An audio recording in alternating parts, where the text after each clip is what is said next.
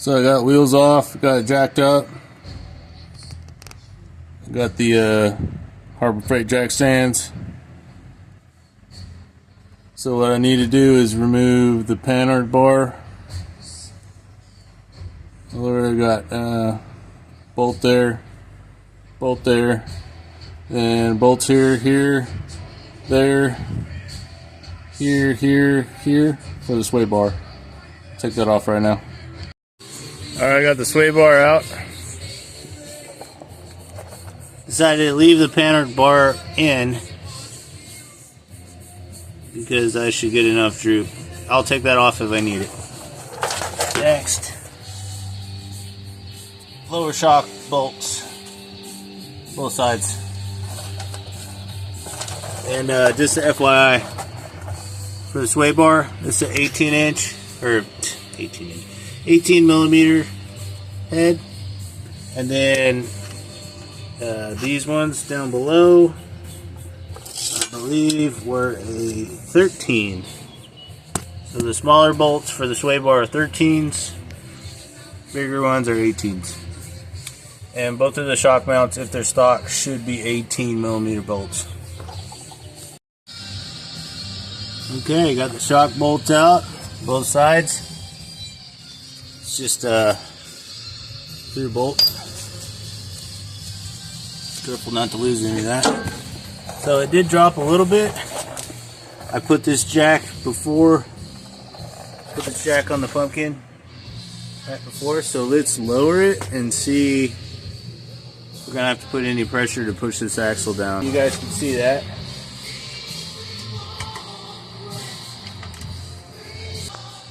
Full droop, so I can get with the panhard bar still on,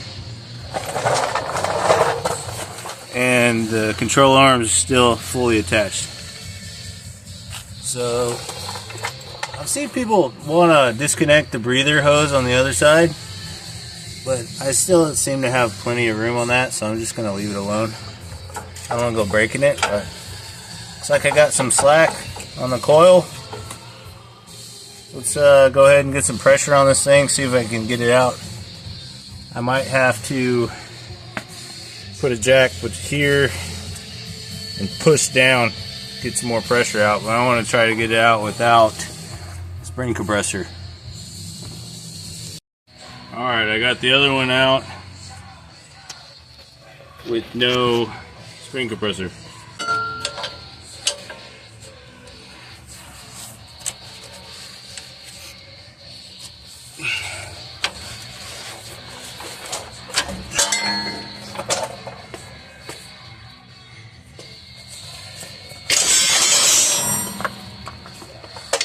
There we go.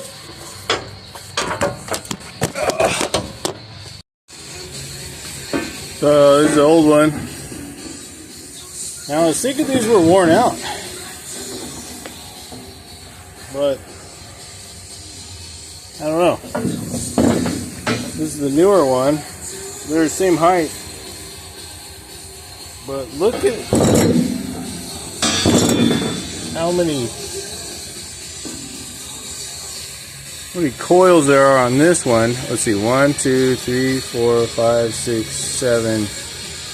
1, 2, 3, 4, 5, 6, 7, 8. And this one is just beefier looking too. Okay, so what I've done is take the truck jack from the truck itself and put it on the bump stops. And you can actually push the axle down for a little more. And I got the other one in without any spring compressor. Now I'll try to set it up and demonstrate.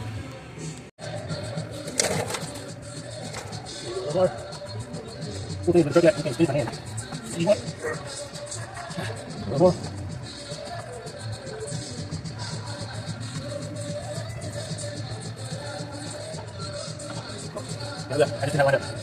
Let's get in place. You want the lined up? Slow it back down. Alright. Pull it back down now. Ready up. So I got both coil springs in now. Not sure how I feel about them, but we'll see. Hopefully this improves the ride quality a bit. Just gotta lift it a little bit.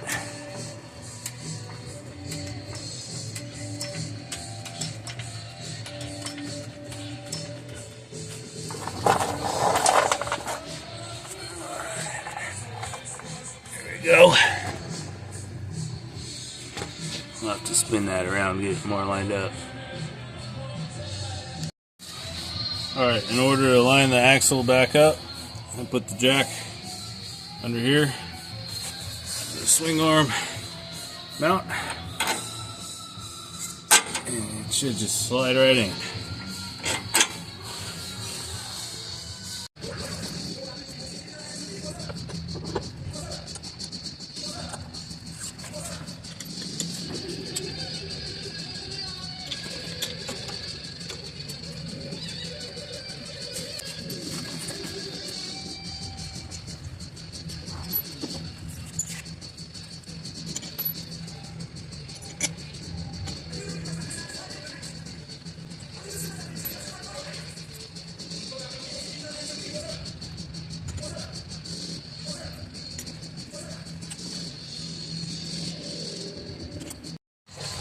Alright, got the sweep bar attached, torque down. Always use a torque wrench. I'll put the torque values, if I can find them, in the description. So this is how it'll sit. You look a little thin, man. We'll find out. Notice my control arms, the bushing's looking kind of shot. Probably gonna have to replace these soon. That looks pretty dang simple though. Alright, let's get the wheels back on and get it back on the ground, see how it sits.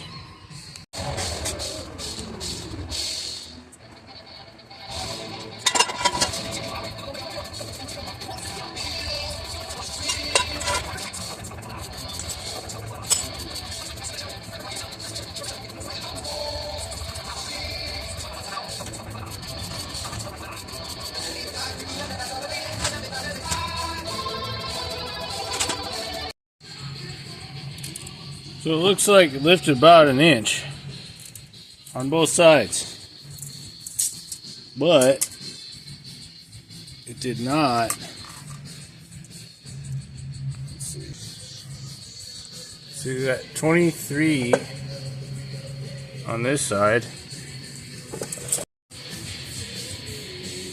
22 on this side.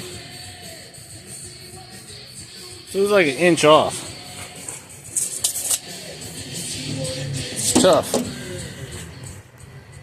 It did lift it. So even though these springs are beefier looking, these are wore out.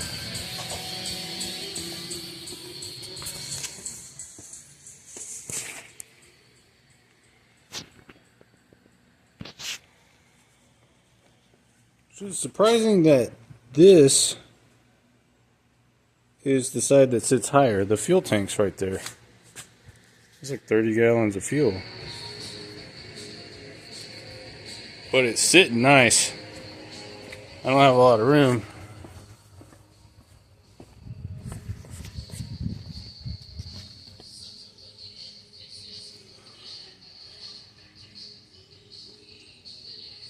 Yeah, it's sitting good.